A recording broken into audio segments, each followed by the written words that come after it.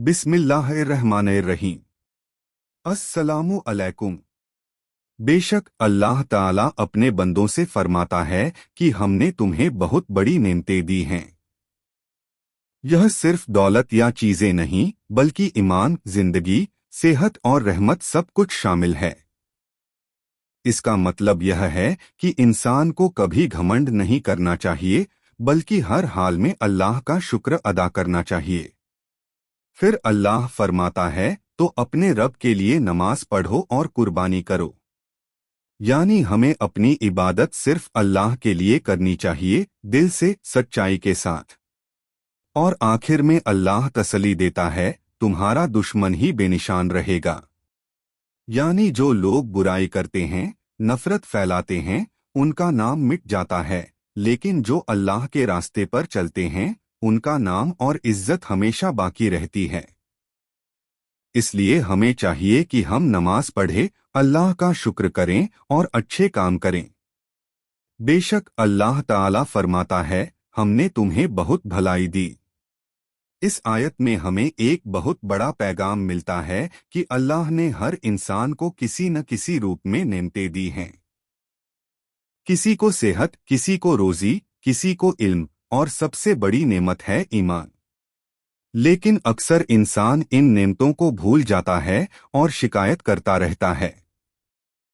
इसलिए यह आयत हमें सिखाती है कि हमें हर हाल में शुक्रगुजार बनना चाहिए। जब इंसान शुक्र करता है तो अल्लाह उसकी नेमतों में और इजाफा करता है। फिर अल्लाह फरमाता है तो अपने रब के लिए नमाज पढ़ो और कुर्बानी करो। इसका मतलब है कि हमारी हर इबादत सिर्फ अल्लाह के लिए होनी चाहिए, दिखावे के लिए नहीं। नमाज हमें अल्लाह के करीब लाती है, दिल को सुकून देती है और हमें बुराइयों से बचाती है। और कुर्बानी का मतलब है अल्लाह के रास्ते में अपनी सबसे प्यारी चीज भी कुर्बान करने का जज्बा रखना। आखिर में अल्लाह फरमाता है, तुम्हारा दुश्मन ही बेनिशान रहेगा।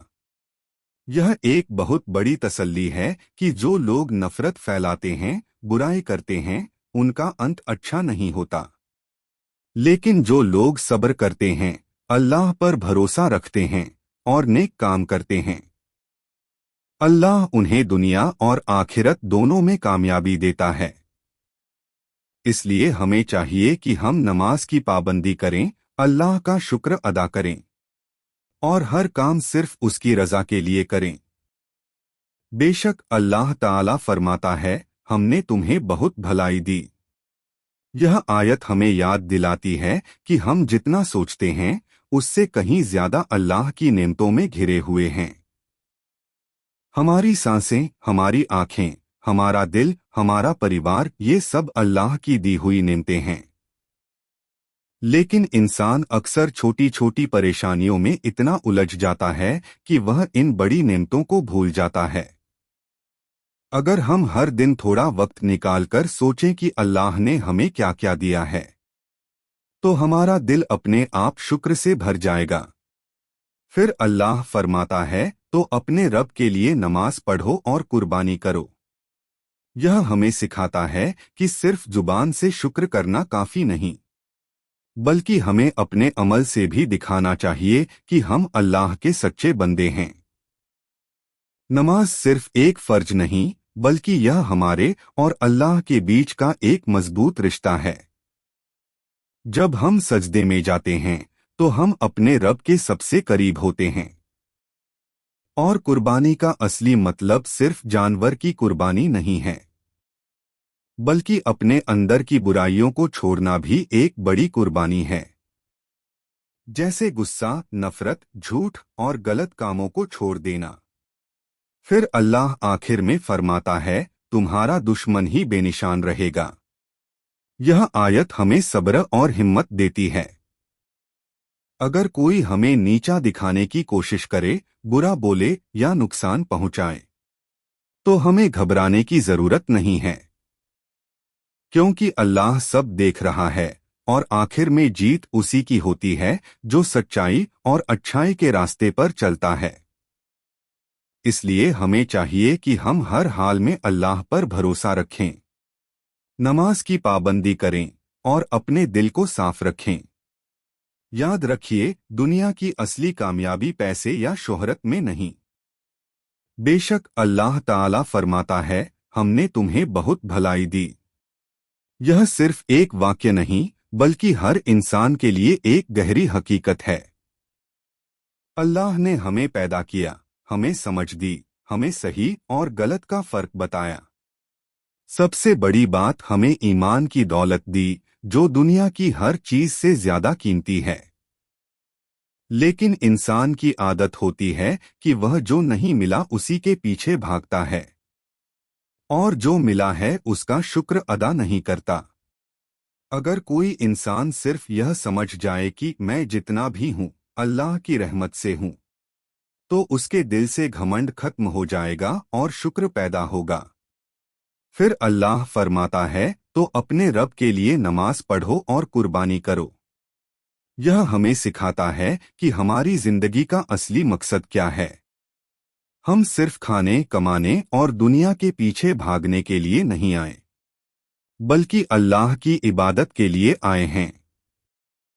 नमाज हमें दिन में बार बार याद दिलाती है कि हमारा रब कौन है।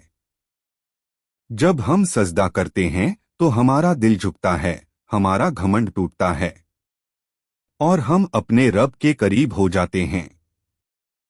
और कुर्बानी का मतलब सिर्फ जानवर की कुर्बानी नहीं, बल्कि अपने अंदर की बुराइयों को खत्म करना भी है।